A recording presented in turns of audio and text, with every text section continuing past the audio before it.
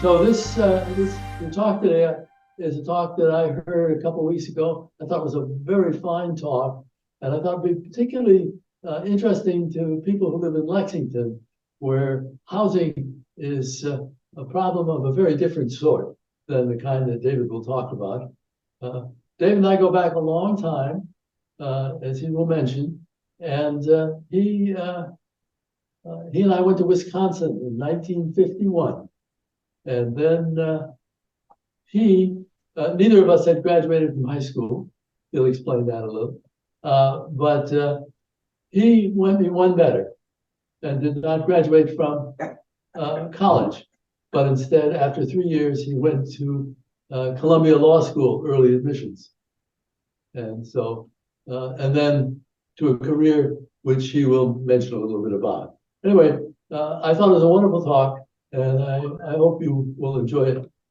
And more than enjoy it, I found it really stimulated my interest in housing, kind of awareness of housing, an awareness that's not easy to come by when you live in Lexington. As Charlie indicated, I was introduced to affordable housing 70 years ago when he and I shared a decrepit turn of the 20th century Frank Lloyd Wright house in Madison, Wisconsin. We were both members of this scholarship program, which tells you that we are old people, but we are not yet 90. My career was not in science or academia, as was the case with most of this group of smart kids. And after a short stint in New York, I moved to the Midwest in 1960 to continue practicing law, then investment banking, and finally, as the CEO of a large retailer. For those of you who have been in the Boston area for a long time, my retail company included Somerville Lumber. But Charlie and I have been pretty close for all of these years. Actually, my principal civic involvement for much of my working life was in the world of affordable, meaning subsidized housing for very low and extremely low income households across the country. Much of my housing knowledge and experience is 20 years old, but I've done a little to prepare for today. Back in the day, I was on several national boards, chaired a couple, and was well enough known in the affordable housing world to be appointed by Congress in 2000 to the Millennial Housing Commission, appointed to study and report on how to deal with housing issues of all kinds. Housing is a very politically intensive industry, and accordingly, because of the Bush tax cut in 2001, and weeks thereafter, the catastrophe of 9/11, nothing much happened. Nothing much came of our work, but we did brilliant work. Today, I talk about two of the many housing issues that should be considered. Housing affordability. In other words, how much does housing cost? Who can afford it? What is available and accessible to the typical household? And the separate issue of housing for households of low and very low and extremely low income, usually subsidized housing. On this issue, how hard it is to get housing a very low income household can afford. What are the options? Okay, for many years, HUD has defined affordable, HUD being the Department of Housing and Urban Development, as affordable housing with a cost to the occupant of 30% or less of household income. So that for a household with a $60,000 income, housing costing $18,000 annually or $1,500 a month is considered affordable. 49% of all renters today pay more than 30% of their income for housing. More shocking, 26% pay more than 50% of their income. Half of all renters cannot afford their rent. Many are severely burdened. The median asking rent in the US today is $2,038 a month. In Lexington, the median asking rent is $3,000 a month, to which in either case, $300 a month has to be added for occupancy cost. This $2,300 rent, the national ask, is affordable to a household with an income of $7,600 a month or $91,000 a year. In Lexington, $10,900 is the income required, or $131,000 a year. The median renter's annual income in real dollars is about $42,000, less than half of the income required to consider the median rent as affordable. Lexington is an outlier. While the median renter income in Lexington I don't have, the median household income is about $203,000, and the total, and which means that the typical Lexington can afford the rent. Probably the principal reason that the rent is so high. But nationally, the income and rent disparity is a big problem, particularly for low and extremely low household income folks. Pay your rent, buy your meds, and meds aren't affordable either. But the cost of rent is not the only housing problem. 65% of households are homeowners. 23% of them pay more than 30% of income for housing. 10% pay more than 50%. That means a quarter of homeowners are housing cost burdened. The median household income of homeowners today is about $86,000. The median selling price for a home, new or existing, is about $420,000. To buy that home, a household needs $80,000 plus down payment, a credit rating of 725 or better, and a household income of about $115,000. That's 130% of the homeowner median nationally, and 160% of the overall median of 71.5. Again, Lexington is crazy. The median home price is something over $1.4 million. Even with a median household income over $200,000, the only people who can afford to live in Lexington are either in subsidized housing. You'll see more about that in a minute. They're either in subsidized housing, they already own a home in Lexington, or they're partners at Goldman Sachs. What housing costs mean in the rest of the country, among other things, is that young people can't buy a home. They don't have the income, they don't have the credit rating, they don't have the down payment. Households that are current homeowners are much better off. They have the equity in their current home for a down payment. They have generally higher income and better credit ratings. But actually, the median income homeowner with the down payment can probably afford only a $320,000 home. And in fact, today, almost half of the households in America cannot even afford a $250,000 house. Median income has increased 4% since 2019, while the median home selling price has increased a stunning 63%. And because of the increase in interest rates, the cost of occupancy has increased even more. Have in mind that the median credit score for a renter is only fair at 638, while that of a homeowner is good or almost good at 714, and that the renter has a median income of a median income in the 40s. So first-time homeowners are seriously disadvantaged. Young people keep living at home or with roommates, both of which I believe deter family formation. People marry later. The story for low-income renters is particularly bleak. It hasn't always been this way.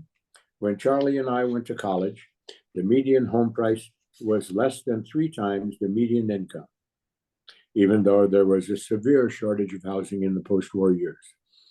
In 1980, median home price was 2.25 times income. Today, median home price is 6 times household income, and that is stark evidence of income disparity.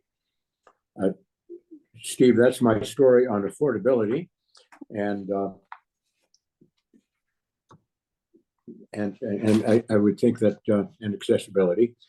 Do we want to stop to talk about that, or do you want me to go ahead and move into a very data-laden affordable report on affordable rental housing? David, could you tell me what slide I should be on? Say it again. What slide should I be on? Well, what slide do I think I'm at? I'm at 11. I think I'm what I call 11. This one here. That's the last slide of that group, I think. Okay. Anybody have any questions? I can't see the audience. Just speak up. Ted, go ahead. I should go ahead. Category that you Hold on, David. Ted is talking. Go ahead. one other category of ways of purchasing and things that you didn't include. You talked about partners of Goldman Sachs, but in fact, in Lexington, there's a substantial number of people who pay for a house with cash, and they pay for a house with cash because they've been successful as entrepreneurs, and that means that they don't have to have a house previously. They could come from an apartment, but they suddenly appear on the housing market because they have a wallet that is stuffed with cash that came from selling some stock options. And those people are not necessarily in their 60s or 70s. Some of those people are in their 30s.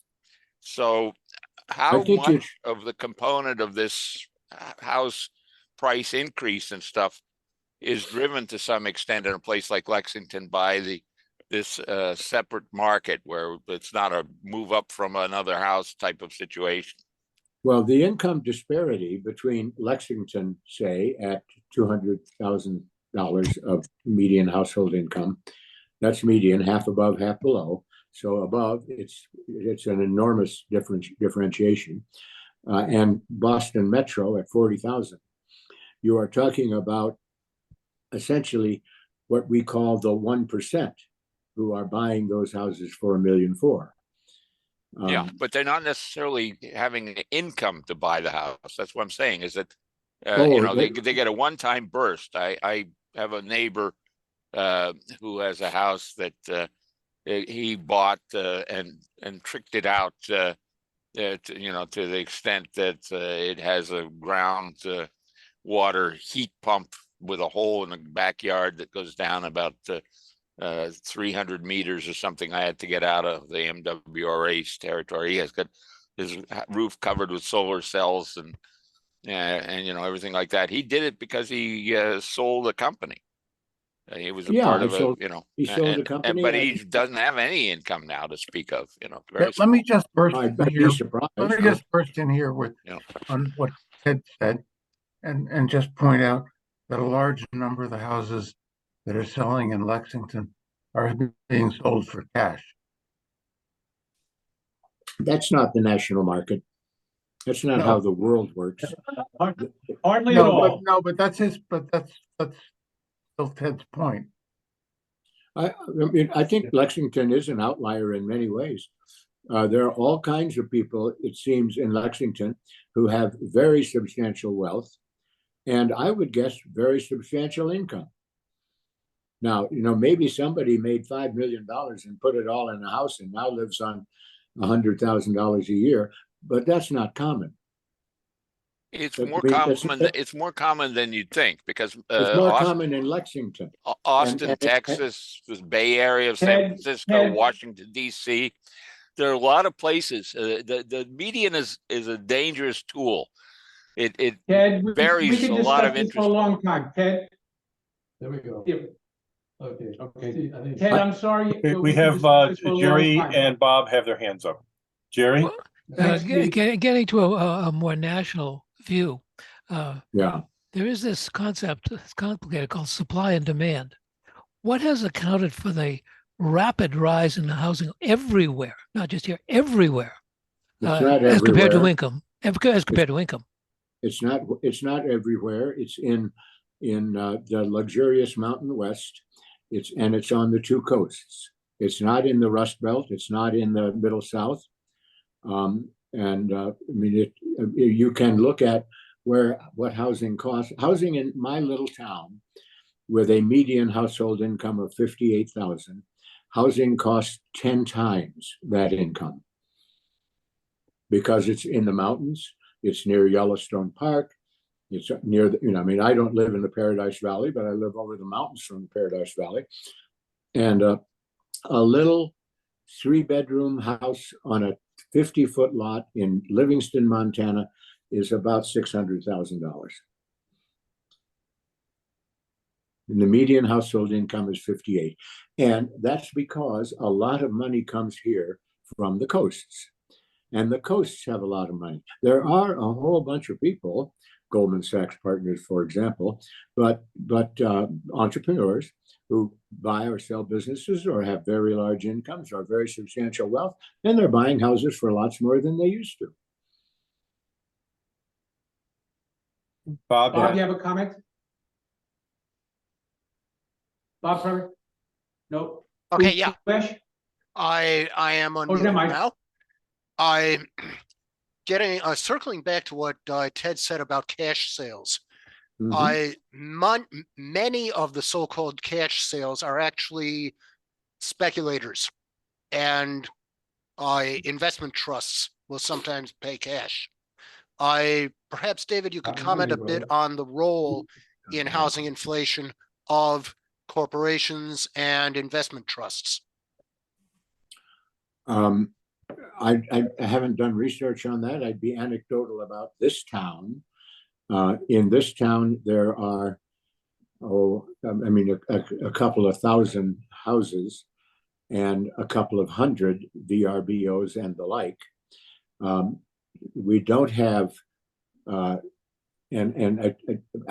not sure how big a deal the corporate purchases of moderate homes to turn them into rentals is. I know it's a big deal in Las Vegas and Phoenix. I don't know how it's not happening in Lexington. I can assure you of that. It's not happening here, but it is real, and it tends to inflate housing, and essentially they're getting control of a part of the market in some cities and raising prices. I mean, that's happening. Umesh? Yeah, hi. Thank you for this presentation. So there's got to be, an understanding here, that yes, Lexington is an outlier, but for the same reason that, I don't, or I can't afford a $30 million condo on Park Avenue is consistent with this reason that, 90% or 80% of the people in the rest of the country should not be compared to the outlier status of a place like Lexington. I'm not. It's like it's the same thing. But as far as median income is also a little bit difficult to use as a measurement, even though it's easy and it's easily measured, largely because, for example, in where you were describing when a median house price is $600,000, but the median income is $58,000. Well, if there are people from LA and San Francisco buying into that area, they may not be classified as residents of that area, and therefore their income doesn't qualify.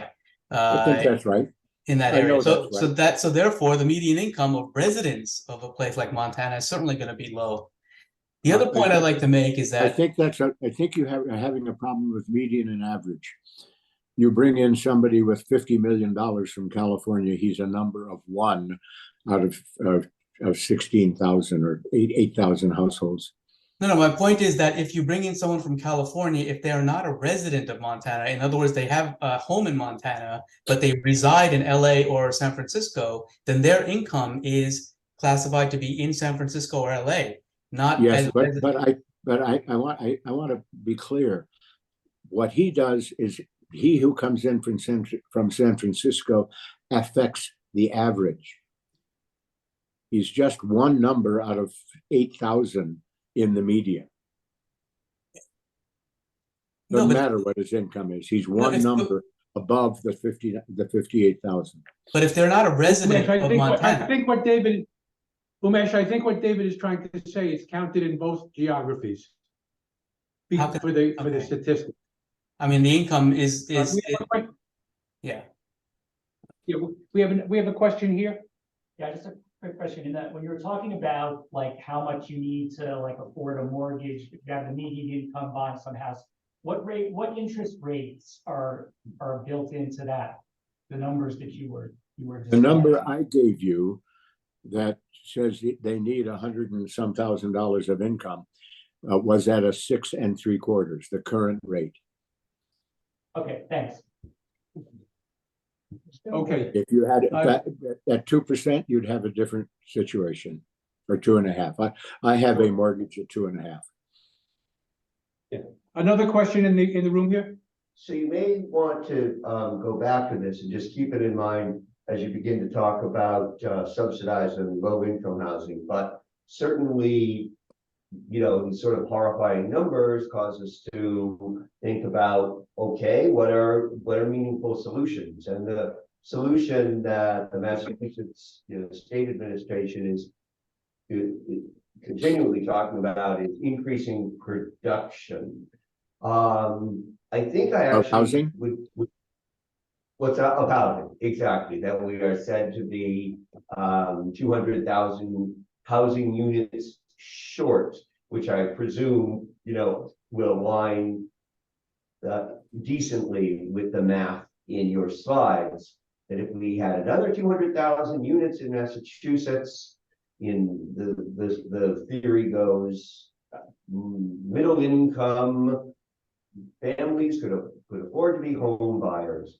I don't necessarily want to put the question until after you talk about low income housing, just because we have to produce a lot of that. But you may want to take it on now or keep it in mind. I certainly want to get back to the solution matched with this problem.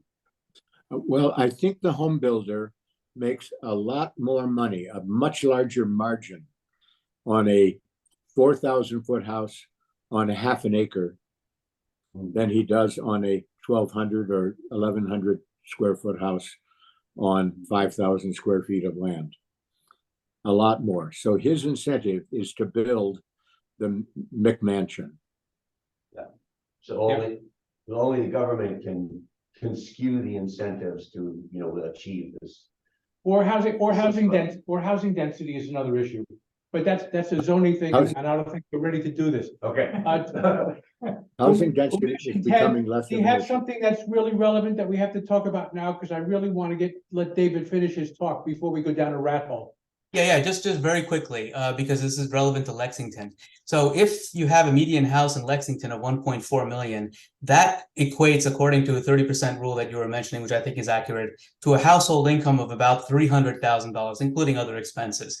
Now, a household income of $300,000 is representative of, say, 2 software engineers or a new lawyer and a scientist. But which is consistent with the demographic of new buyers in Lexington.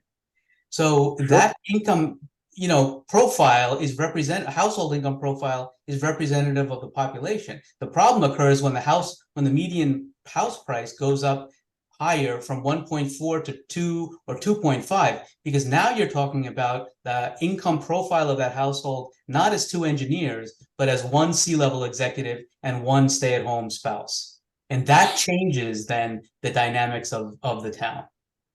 I think when you think about Lexington, lots of those homeowners make $400,000 or $500,000. Okay, they do, and that is as much of an outlier as is the housing price. Amen. You move to Livingston, and a lawyer makes $100,000 if he's good at it. A doctor makes $210, something like that. I mean, I've been on the hospital board, and I know what hospitals, what I know what doctors make, and You know, I mean, the internists make 3, but the family docs make 200, 210,000, something like that. Okay, that's not, I mean, and Lexington and Livingston is doing better, say, than a suburb of Peoria. So if you have a cohort, let's say the top 25% of the people who live or want to live in Lexington who make $500,000, $600,000, sure, they can do what they want, but that's not the story of housing in America. Ed has a question. Bring to the attention of this discussion some statistics for Austin, Texas. Okay, Good. it's about 30 times the size of Lexington. So it's, you know, not just a little tiny little pipsqueak thing. $110,000 median income, family 110? median family income. Well, $110,000. family's a little higher than household, but okay. Yeah. Well, that's what they quoted in it. So $110,000 of median family income, and median housing prices broken down for the Austin Round Rock metropolitan statistical area. Yeah. Downtown Austin, $890,000. Sure. And there are parts of Austin, including the part that I lived in, apparently when I was living there 40 years ago, that are $300,000. And there are parts of it that are $500,000. So if you look at that overall number for the Austin metropolitan statistical area, you have a number, but there's vast disparity throughout the metropolitan area, and you can find a house in any category that you want to spend it into. So I think you have to be careful with the danger of this, you know, ramming things into a median. It's really a distribution function. I would acknowledge that there are lots of people in Austin who can afford the housing that's in Austin, and they can go from neighborhood to neighborhood. But if you want the whole picture of Austin, it's median to median. Bob, do you have I'm anything? not saying that nobody in Austin, you know, nobody in Austin can afford to whatever. I'm not saying anything about individuals in Austin. No, but I'm saying you're market looking is at 1 million median to median. people plus in the metropolitan area, and you have variation from one part of the metropolitan area to the other that ranges over a factor of 6 or 7 in the average in your median housing price for that region. Sure. So, you know, I think that median is dangerous. It's like saying, you know, you put one foot in a bucket of water, another that's in ice, and the other one in boiling water. Well, the median temperature is just nice body temperature in the middle. Could we hear the rest of David's talk? Please, yes. David, let's move on, please. Okay, affordable housing. What people mostly think of as federally subsidized housing for households of low income, usually very low, less than 50% of area median. Nationally, a number of about 35,000. In Lexington, 100,000. In the county where I live, 50% of AMI is 29,000. In Manhattan, 64,000. In Lexington, about 100,000. Boston Metro, about 40,000. Federally subsidized housing is a scarce commodity. It's more affordable than the market, but to many with incomes in the 50% of AMI range, and increasingly, indeed, up to 80%, the more likely outcome than subsidized housing is participation in a market where the household is at a disadvantage, one where they are the likely outcome is low quality housing that costs much more than 30% of income. Okay, government subsidy for housing for low and very low income families is a creature of the New Deal. Before Roosevelt, housing for the poor was the county poor farm. Charlie will know this now. My paternal grandfather was born on the county poor farm in Richmond, Virginia in 1862. His mother was a superintendent there, so I guess he wasn't abjectly poor. It was the sharecropper's shack. It was the urban slum in cities, the sod hut on the prairie, multiple generations living together. That's happening again. But in the early 1930s, legislation was passed to help banks with liquidity, both creating a secondary mortgage market and guaranteeing some mortgages. I've lost myself.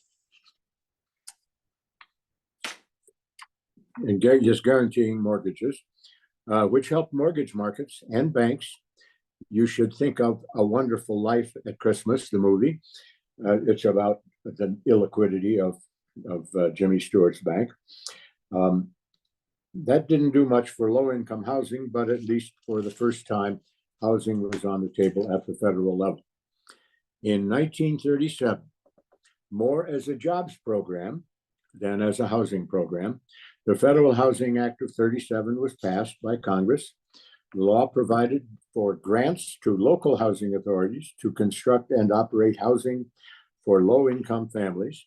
It was the beginning of public housing, the beginning of the projects, the oldest and most famous of the 5 major subsidized housing programs operating today.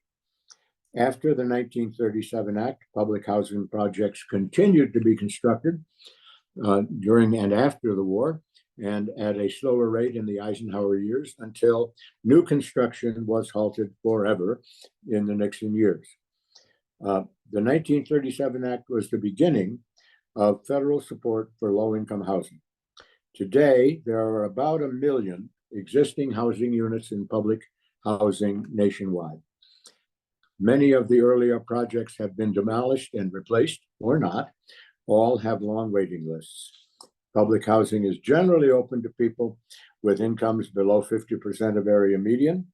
Circumstances do differ and among housing authorities, but generally the rent is 30% of the tenant's household income. The federal government ultimately pays operating costs not covered by rent. It also pays maintenance. It doesn't do very well with maintenance. Beginning in 1974, Section 8 project-based subsidies, named for a section of the 1974 Housing Act, provided housing in new and rehabbed properties privately owned projects, where the subsidy was the difference between an actual rent of 30% of tenants' income and an approved level of rent by HUD. The project basing program permits tenancy by households with incomes up to 80% of AMI. The program was sunset in 1983. It was a little too lush for the developer, but 1,200,000 project-based units exist today. And in 1974, the Housing Choice Voucher Program began, the largest direct subsidy program for renters today, a subsidy attached to the individual and focused on very low income, the elderly and the disabled. 75% of vouchers must be offered to households with incomes at or below 30% of AMI. A very expensive program for the government, vitally important for extremely low income households. 2.3 million housing choice vouchers are outstanding today, granted by housing authorities, often public housing authorities. The feds pay the landlord the difference between 30% of the tenant's income and the approved rent. Now, a description of the low-income housing tax credit created in the 1986 Tax Reform Act.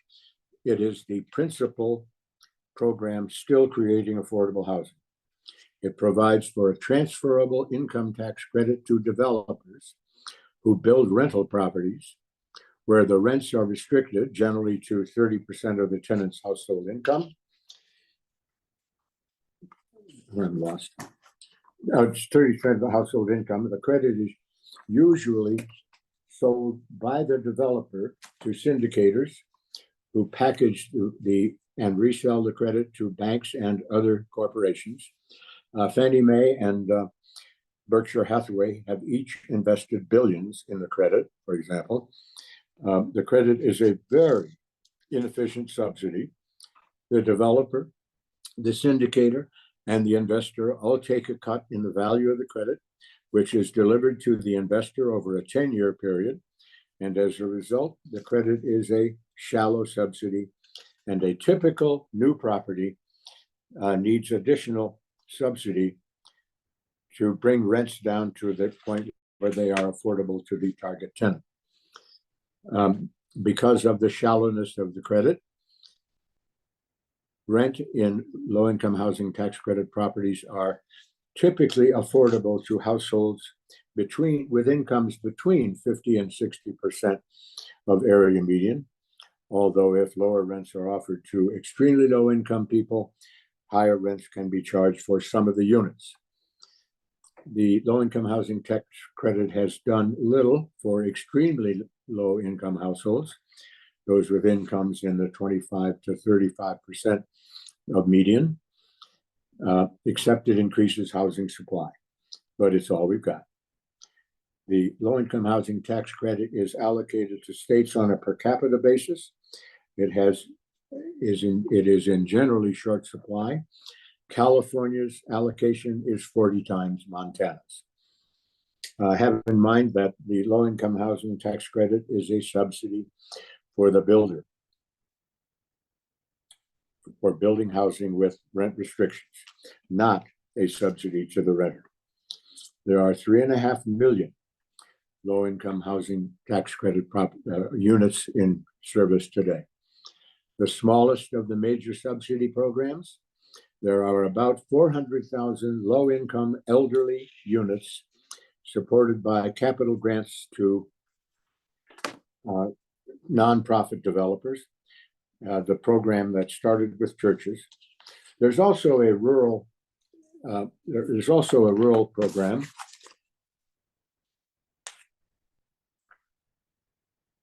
I'm sorry. There's also a rural program that has about 300,000 rural rental support units for the U.S. Department of Agriculture. Now that takes us to the point of that covers about 300,000 overall. Then there are 9 million federally subsidized affordable units in the country, plus a few Native American program, a couple of what I think of as very small programs. 811 is one. So now 9 million, equivalent to 7% of all the housing units in the country. 16% of all the housing units in the country, 21 million households, have incomes below $35,000, about 50% of AMI. Another 11% have incomes between 35 and 50,000. So that is 20 or 25 million households competing for 9 million existing affordable subsidized units. That's a mismatch. So what should be done? An appropriate supply of affordable housing requires a much greater federal commitment of capital. In my view, capital in the form of grants, a smarter version of public housing, privately managed, I would think, to support construction increasing affordable supply, and perhaps a basic income policy, giving poor people money, and giving poor people money, and that's something that is perhaps has already started. The earned income tax credit does that, as does, and there is at least a pilot program in Chicago to give money to single mothers. Just give them money. Anything else, I think, is a Band-Aid. Particularly, the rules surrounding the voucher program do not stimulate new construction. The shallowness of the low-income housing tax credit program leaves extremely low-income folks literally outside. Now, a quick moment on the federal safety net.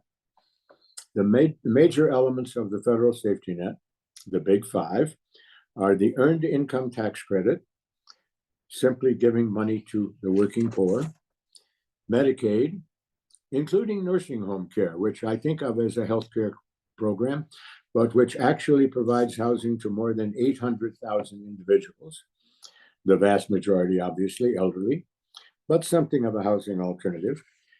Then the program SNAP, food stamps, TANF, once known as welfare or AFDC, but very different, and housing assistance. The first four, the EITC, SNAP, Medicaid, and TANF, are entitlements. If you qualify, you get the benefit.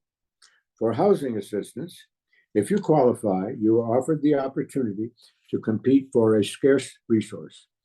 25 or 30 million households competing for 9 million units. Get on the waiting list is the answer.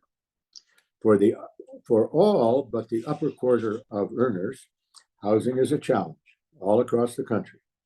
Less of a challenge in the Rust Belt, much less of a challenge if you're already a homeowner, but a challenge.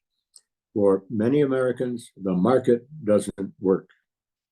If you're already a homeowner in Lexington, you are among the fortunate. As we say in the West, you are farting through silk. Many other aspects talked about: housing discrimination, segregation, the homeless, the disabled, Native American issues, big in Montana, support for home ownership, the disgraceful condition of public housing. But I've talked enough. David, thank you very much.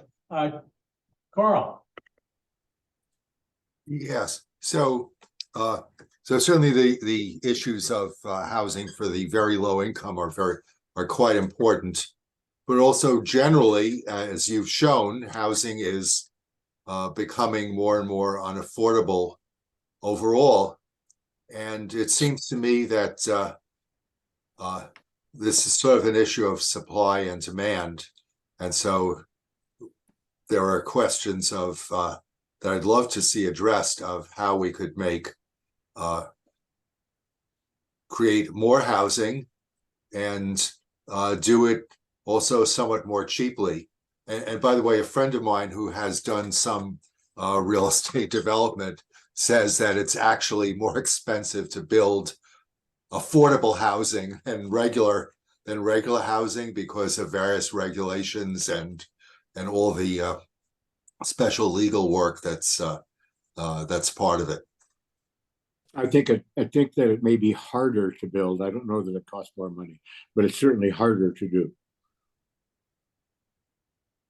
David, just a related question before Ted speaks. Did you include in your statistics? I don't know what the right term is. Indigenous people on reservations and the housing requirements. That's a program called NAHASDA, Native American Housing something program, but NAHASDA. I did not include it. It is not a large number. There is a general view in the housing world that these are on reservations, and that reservation housing is viewed by the residents as a consumable. So there's quite a lot of money spent in the NAHASDA, but not a lot of new housing created. And it's not NAHASDA and reservations are not a part of the overall market. It's an isolated issue. Thanks. Gentleman with a hand up. You missed by far the greatest program for creation of affordable in the real sense of the word, as opposed to some bureaucratic word. Affordable housing, which was the GI Bill after World War II. millions of units had to be created because millions of people were suddenly going to be thrust upon the country coming from overseas. And they did. And it was the private sector that created the units. I was a beneficiary of a house when I first moved to Lexington that had been built in the early 1950s. You couldn't build it in Lexington today because the regulations prohibit it. It sits on a 40-foot frontage, 80 feet deep. It's like you'd find in Somerville or something like that. You couldn't build that in Lexington today if you wanted to. But there were plenty of those built, and they accommodated the millions of people who needed houses. The problem is, the Levittown obviously is an example of things like that. The problem is not that we have made it hard for the private sector to deliver affordable housing. We made it illegal for the private sector to deliver affordable housing because of government regulations. I think that, I think there's some truth to that. There was plenty of government support for the Levittown housing of the late 40s and early 50s. Plenty of government support. That's what the FHA was doing, guaranteeing mortgages for people who probably couldn't quite afford them until they broke out of their post-war income doldrums. That was a federally supported market. The federal government could support building housing for people. It could support that again with in effect concessionary mortgages. That could bring some of the stress out of the home ownership market. It is a level of federal involvement that seems unlikely in this Congress or any Congress in recent times.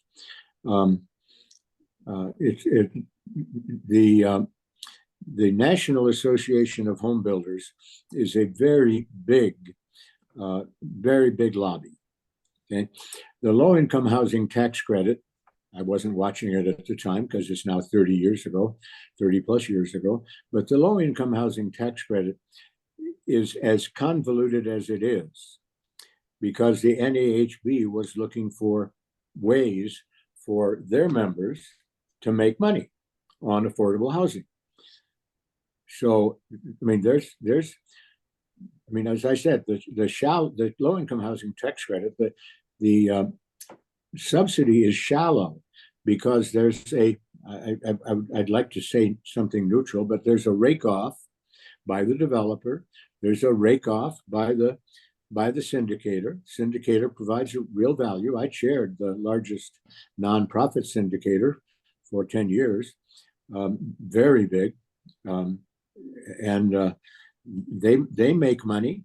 This organization is a sub of a big nonprofit, and it probably makes 15 or 20 million a year nowadays. And then the investor requires a return, and the return comes over 10 years, which means that the money that comes into the project is in effect the time value of money, a very substantial discount from the face amount of the credit.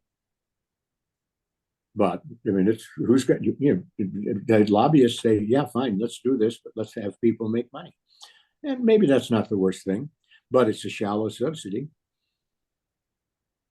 We have a question in the community center. Yeah, people in this crowd probably know more about this than I do, but in Lexington, as well as in Massachusetts and across the country, governments are trying to do something about affordable housing, so-called, in the sense that they are saying that builders have to construct quote-unquote affordable housing so much in order to get their okay to build bigger houses or bigger plots.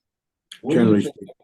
Yeah. So what do you think of that approach? Is it viable? I think that approach is responsible for much of the low-income housing tax credit properties in recent years. If you look at the affordable projects in Lexington the bigger ones are all mixed use.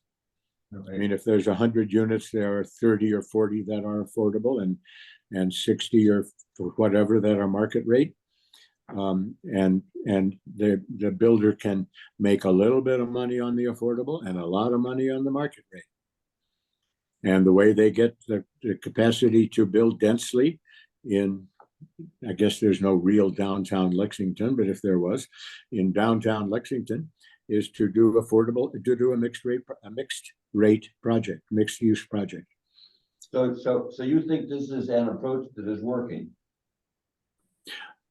Yeah. I mean, I think it's working. What I say about affordable housing is that the rate of construction is miserably low. There is a demand. Now, it's not a market demand. There's a need for substantially more affordable housing than we have. Okay. And we're not building it fast enough.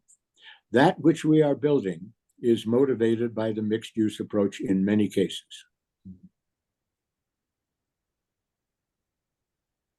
David, I don't think you addressed multi-unit housing, high density, housing density very much.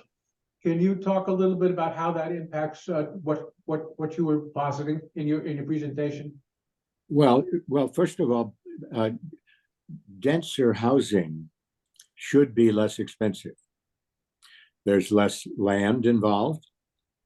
There's less extension of various utilities. Maybe there are less hookup charges. Maybe there are less other permitting charges. But dense housing ought to be less expensive. So the denser, the better. I have an interest, not a financial interest, in a project here. Our hospital owns 100 acres adjacent to the hospital. There is a tremendous demand. Okay. Most builders would love to build on a third of an acre.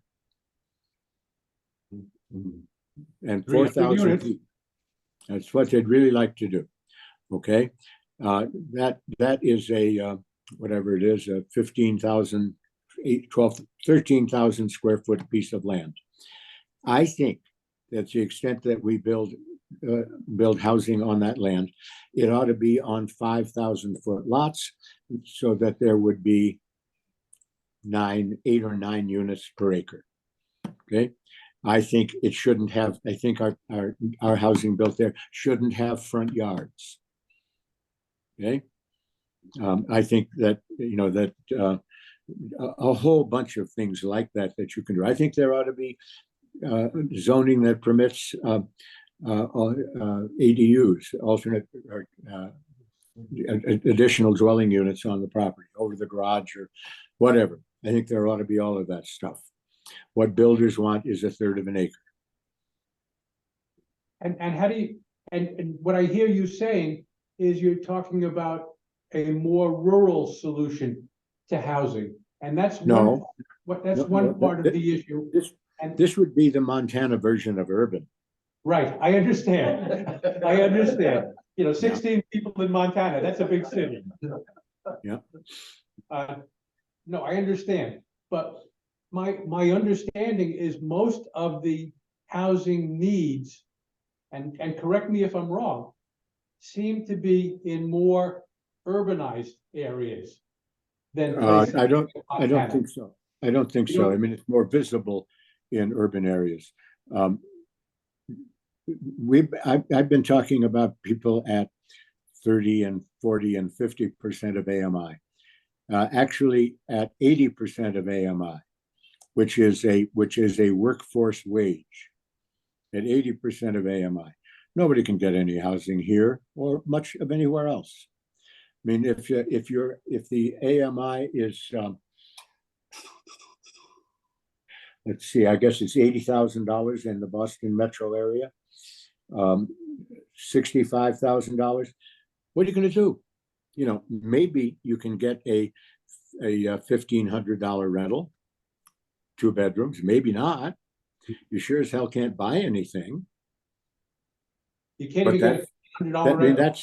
I mean, I suppose plumbers are now, From the western part of the state, where they work from home, where things are more affordable. It's depressed in the western part of the state. all kinds of things. If you want to live the regular way, if you want to participate in the market, $65,000 income doesn't do much for you. But Correct. but I mean, it's not a plumber anymore, but it's a worker, you know. But not in an urbanized area though. Maybe, I don't know. The workers don't live in Aspen. They live in other towns where it's more affordable. We have They three people with, they Yeah, work where they live where the jobs are. Yep. we have three Sure. people with their hands up. Can we get to Yep. some of them, Peter? Yep, yes, please. I'm trying to get there. Umesh, please. Yeah, so it's a number of things you said feeds into what my points that I was going to make. We've seen it successfully implemented, as you'd mentioned, after World War II, Levittown development, and that worked because it went hand in hand with the GI Bill. So you had a mechanism to provide income, and then you provided the housing, and so that went together. And mortgage support. I mean, Yes, so all that, right, all of that worked together post World War II. Another example, which sort of I think was halfway successful, was an example like Co-op City in the Bronx, where you had high-rise, high-density housing that solved the problem. There were other problems with that area, but the issue of housing theoretically was available. You had housing available to low-income people in a high-rise, high-density environment. And I think that's that you're discussing. Fred Trump did. That's what Fred Trump did. That's what Fred Trump did. You know, before Donald, all over Queens and Brooklyn. Right. Yeah. I mean, there are other issues associated with that, but the supply was provided for the people who needed it. And I think with the numbers that you're talking about, you know, this is the kind of solutions that is necessary. Because now when you're talking about $65,000 as 80% of AMI, yeah, that equates to a 2-bedroom apartment in a high-rise, high-density complex. So if you're talking about that 100 acres next to your hospital, an ideal solution would be multiple high-rises. Well, but the growth rate of this town of 8,000 is 2 or 3%. So there's a big absorption issue. There's very substantial demand, but there's an absorption issue.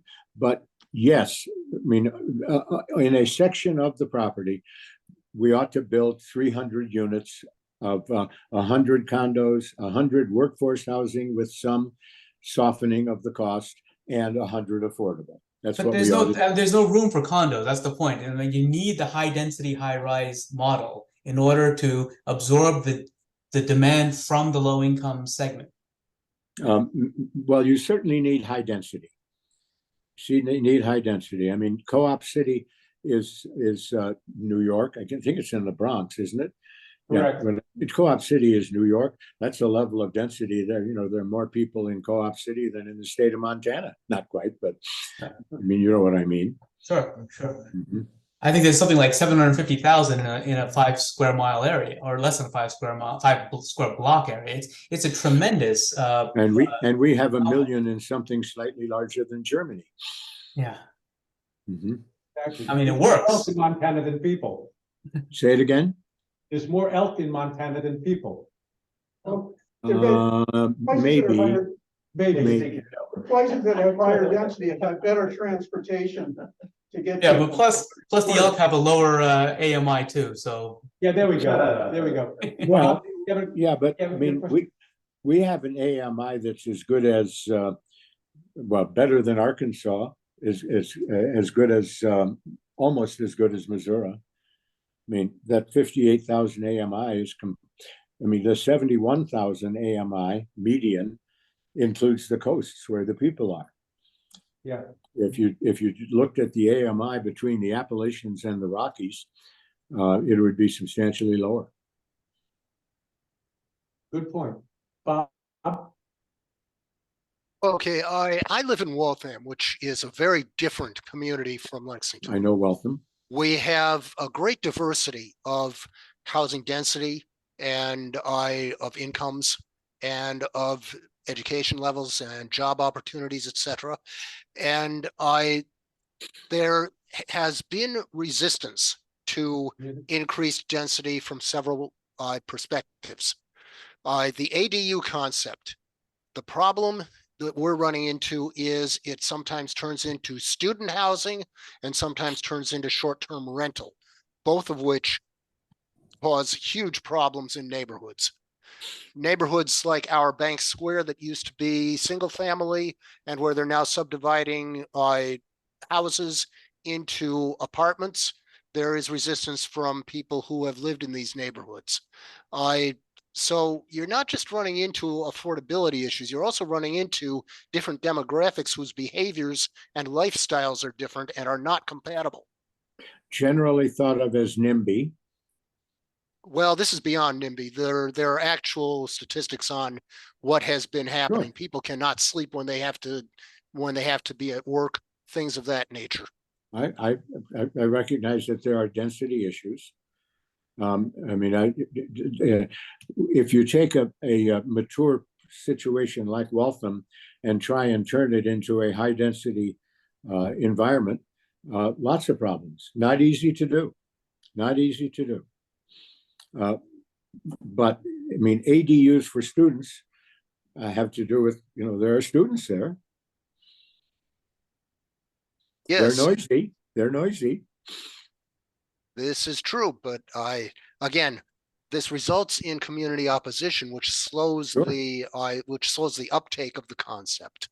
I We have agree. been trying in Waltham for decades to get a comprehensive zoning ordinance, and we haven't succeeded.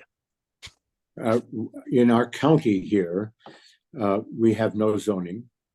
The city has zoning, but in the county, there is no zoning, which is scary. To say the least. Say it again. No zoning, to say the least, is scary. Yeah, none. There's no zoning. I mean, you can. I'm blessed that we have a large piece of land, not big, large, but large piece of land. So I can't see stuff I don't own. But the fact is that somebody could build a gravel pit next to us with no limitations. No zoning is what they have in Houston, right? You know what is different between Houston and Yogurt? Well, no, he said. Yogurt has a culture. There we go. Oh. All right.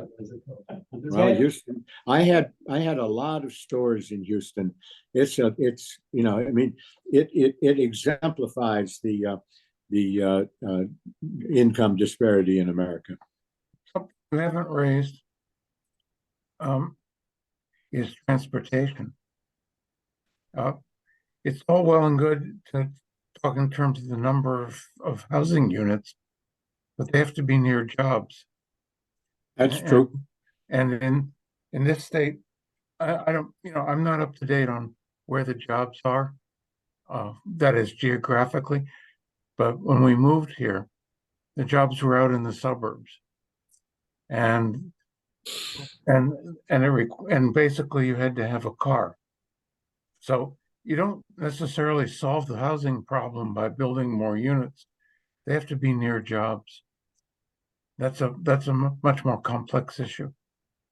Well, I think it's up to the developer to make a good choice as to the demand and the absorption rate. It would be uncommon for a good developer to build in an isolated area where there weren't any jobs. So there is a mismatch often between jobs and housing, but not so much between jobs and new housing.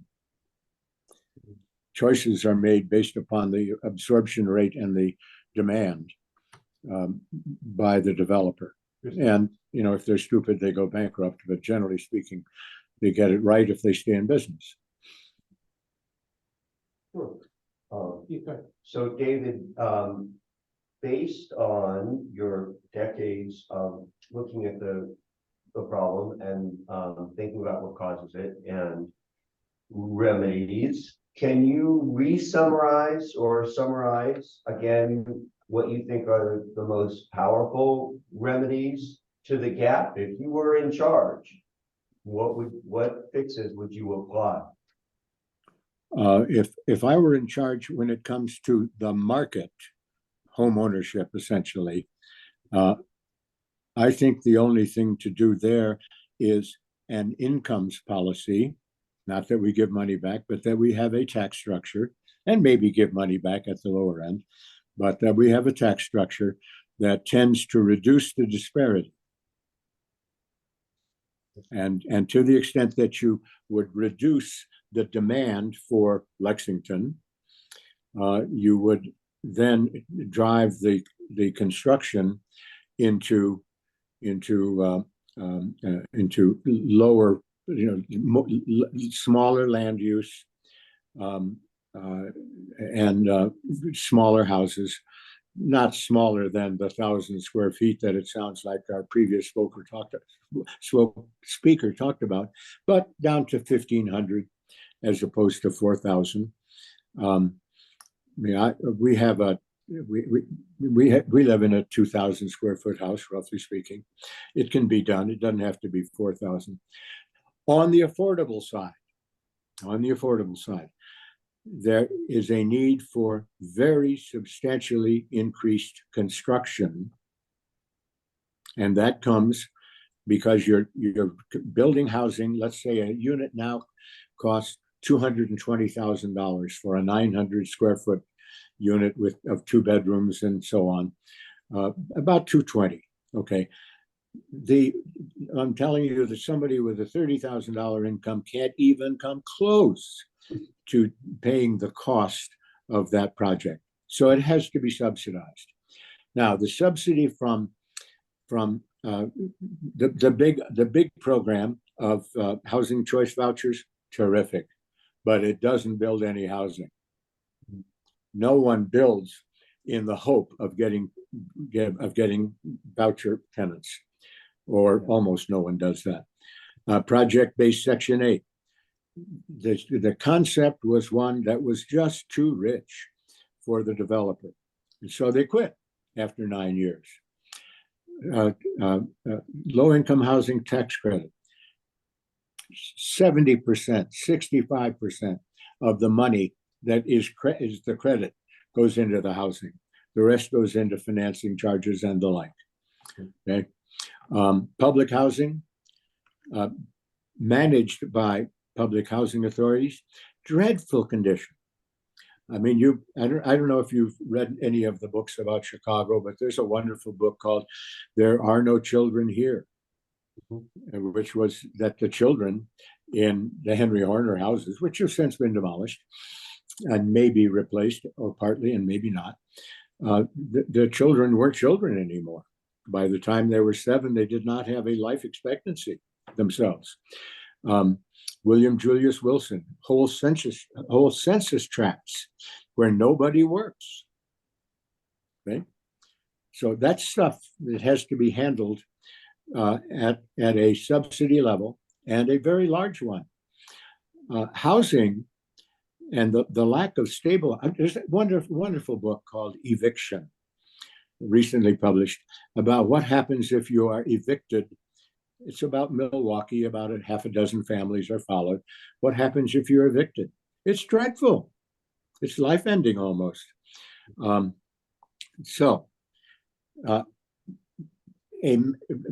talk about, what's the cause of poverty? And, I suppose the cost of poverty, or what's the cause of poverty?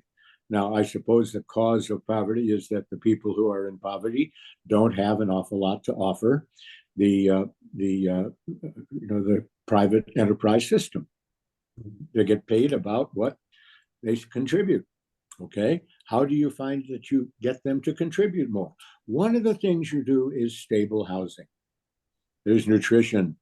There are a whole number of ways to intervene in poverty. Housing is a big one. Stable housing is a big deal. I have been a court-appointed advocate for abused children here in Montana. I had a kid who he's still alive. He's in his 20s. He's autistic. He was the 6th generation of trailer park. Now, not everybody in the trailer park is poor, but his family was. I mean, his mother worked a 26-hour job or 25-hour job, whatever is the minimum or the maximum where you don't get benefits. She worked that kind of job, and that's all she did. And the father figures were gone. They had stable housing of a sort, a 10 by 60 trailer, 600 square feet with 6 people living in it. So stable housing is a major intervention in housing, in poverty generally. So that's why it's worth a very substantial federal program. And that's what my commission, the Millennial Housing Commission, recommended. Major federal grant. David, a number of years ago, I think it is now, I heard, you're frozen, by the way. Public housing authorities Here we go. were and had a good deal of corruption in them. And still do. A number of years ago, I heard a story about a physician happened to be in Hawaii who was prescribing housing as a Sure. as a remedy for his patients, and it was just an eye-opening statement that, you know, when I heard that, it's amazing how, you know, how simple the concept is. Difficult to implement. I totally understand that, but how simple the concept is. It's very simple, except that the benefit that he can provide is Medicaid, and Medicaid is not housing for the young. Yep, understood. Understood. Your long answer was just tremendous, David. Thank you. That was great. Thank you. Bob. Yeah, first of all, a brief comment about how things got so bad in Chicago. The so-called black belt was created deliberately because real estate agents wanted to steer people of color away from white communities. I think Boston may have had a little bit of that going on too, but Chicago was a particularly egregious example of that. Politics can interfere with getting affordable housing to work, and also the public housing projects, the high rises. I cringe every time anybody mentions this as a solution, because these tend to become prison alternatives, and they tend to concentrate people with records and with guns and drugs and all of that. That's why Chicago tore down the high rises. But that does mean you don't have quite the density. However, you have a great deal more stability. The other thing I want to say is something positive about what Massachusetts is doing.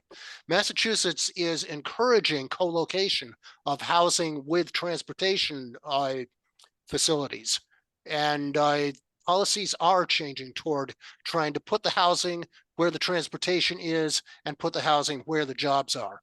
And that means a little higher density around the transportation options. Mass housing, the state agency, Mass Housing, is emblematic in the nation. It's among the very best there are. But I would also add that high-rise public housing, generally speaking, works in New York, even though it is segregated.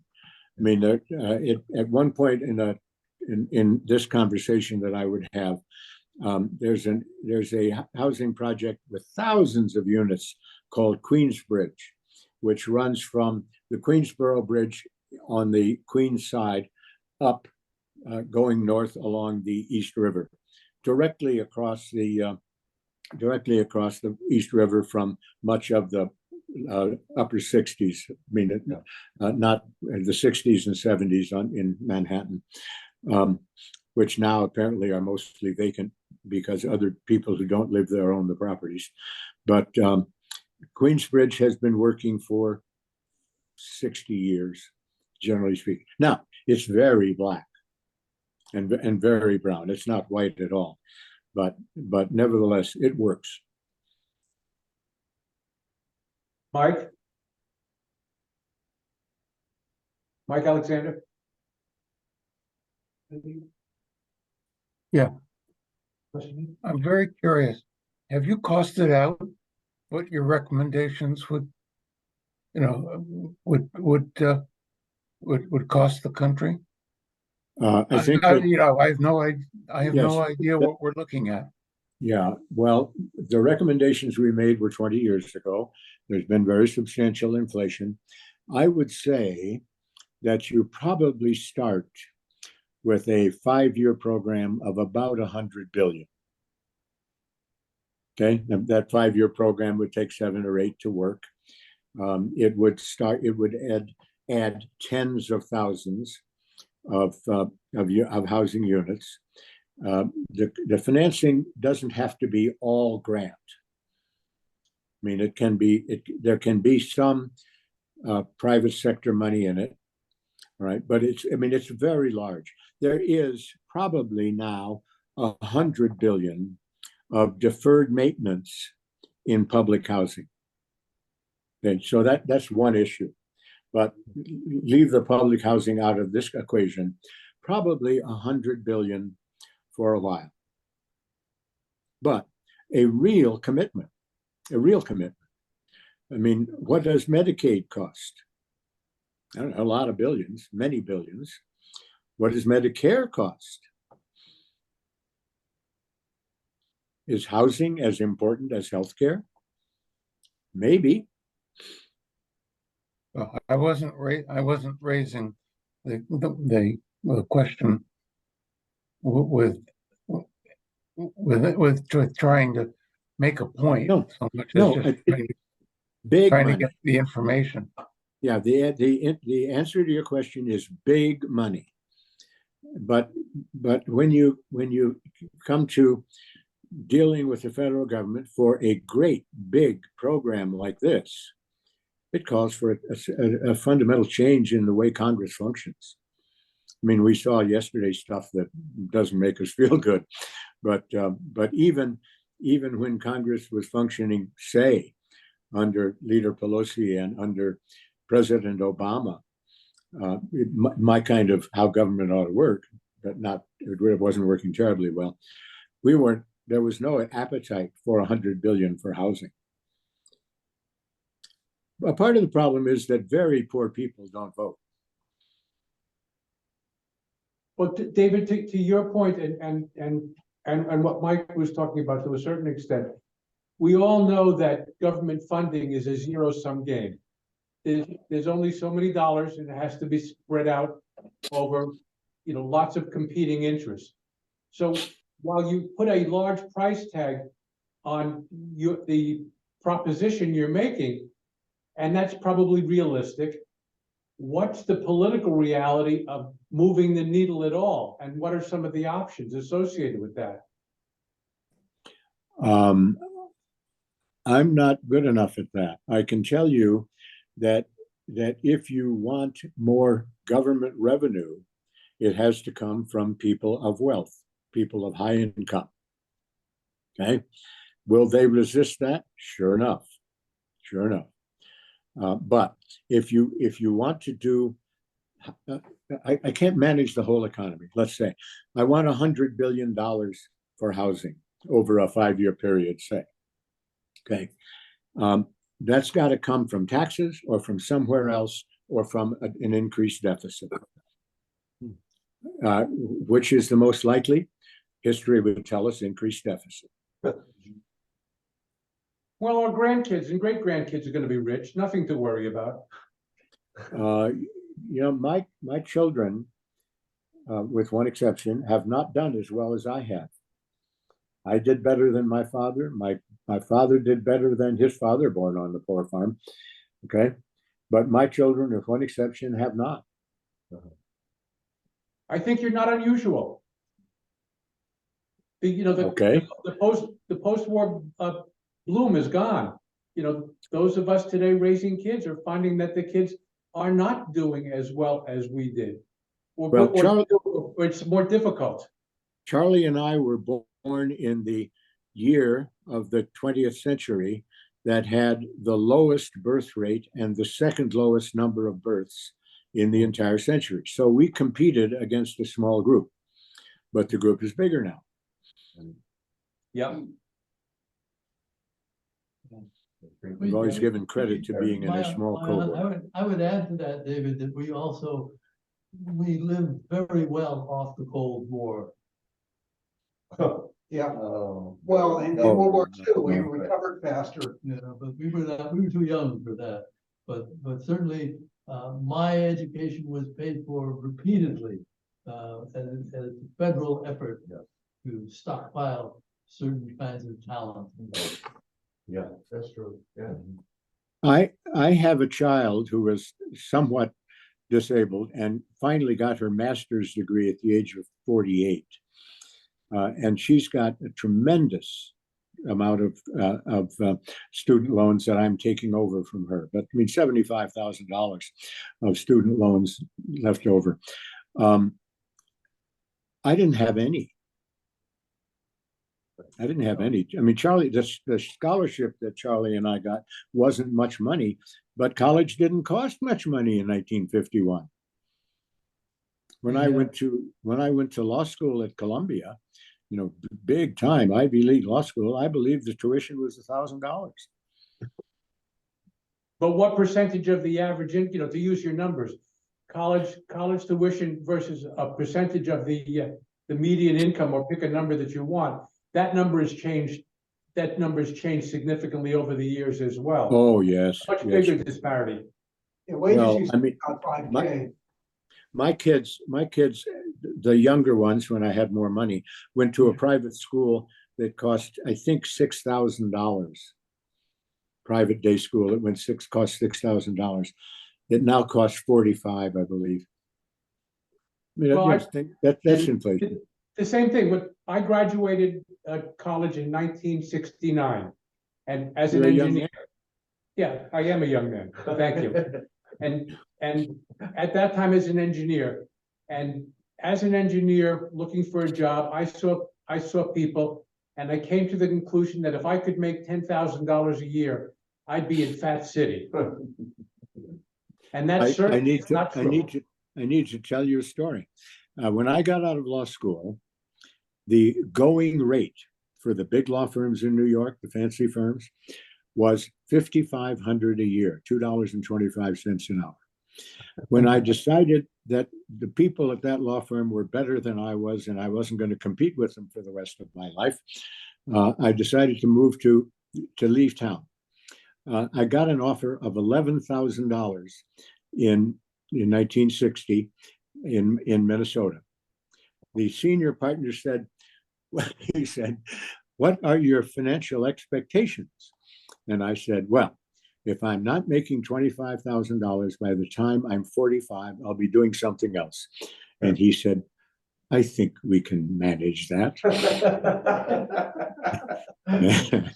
The world has changed a little bit, hasn't it?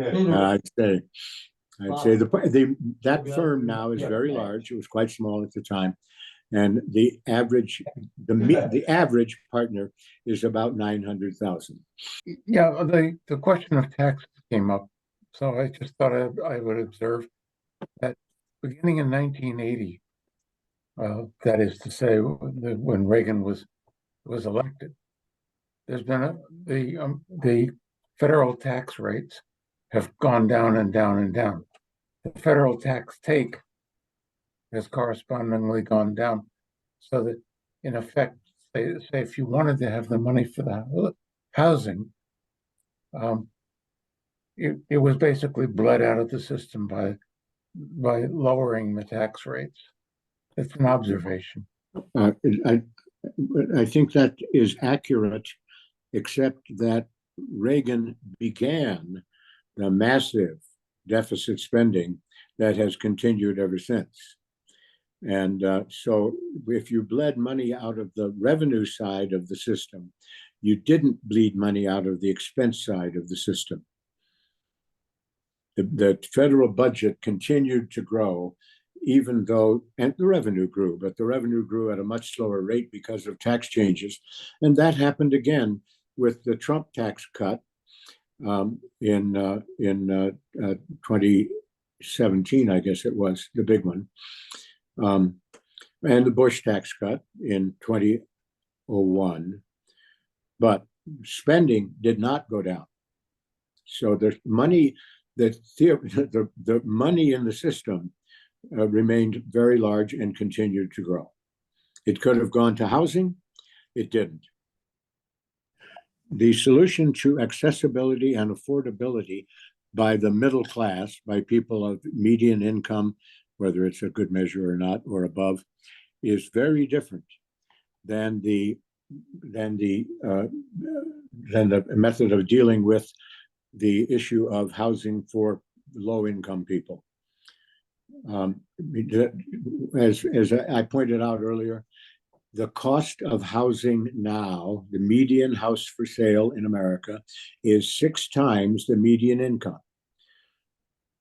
40 years ago, it was 2.25 times. That is evidence of vast income disparity, as far as I can see. That the slice at the top has caused the median price to go up a lot. When you get to housing for affordable housing, it's a question of supply. There's not enough. 25 million people who can't really participate, 20 million maybe, who can't really participate in the market, competing for 9 non-market housing alternatives. That calls for substantial spending to increase supply. I'm being political about this, but that is a fact. There might be other ways, but I don't know how. I'm gonna suggest that we thank David very much for a wonderful presentation and discussion. Thank you very much. I'm flattered.